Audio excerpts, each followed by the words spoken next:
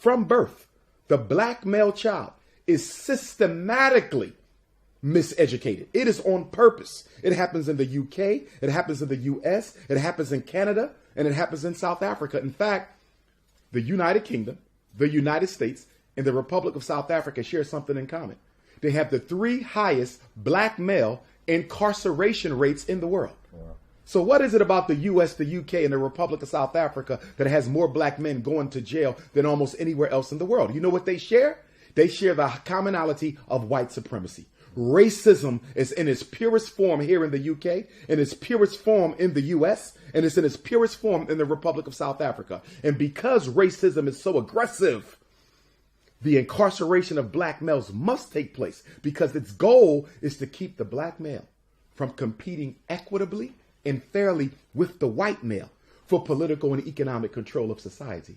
This is why, in my opinion, as an educator and a psychologist, white women have no right educating black males. White men have no right educating black males. It is a natural conflict of interest for a member of my oppressor's community to be responsible for the liberation of the oppressed community. What white woman is going to prepare a black boy in London to be equitably prepared, politically, economically, and socially, to challenge her own son for control of this society 20 years from now? No white woman is going to put a black boy in that position, which is why she should never be allowed to educate him. So that education is key. And then the economics. They're destroying us through the economics. Lack of access to capital. Lack of access to capital is the main strategy used in the Western world, US, Canada, UK, and even in Southern Africa and other places, to keep the black male from being able to empower himself individually and collectively. What I'm saying is this: you may have the blueprints for an automobile that can outperform and outachieve Mercedes-Benz and BMW. But if you go to one of the banks in the UK and you need a couple $100 million rand loan to build your factory and start producing your cars and importing your products, are you likely to get it? Not at all. He may have a business idea that is greater than Walmart, a black mart, if you would. But what bank in the UK is going to give him a line of credit to build his black marks to challenge Walmart? I may have a cell phone idea that exceeds the iPhone. I have an idea for a phone that would put the iPhone out of business. But what bank in the United States, what bank in the UK, what bank in Canada or Johannesburg is going to give me a loan to empower my idea, which would in turn allow me to do what?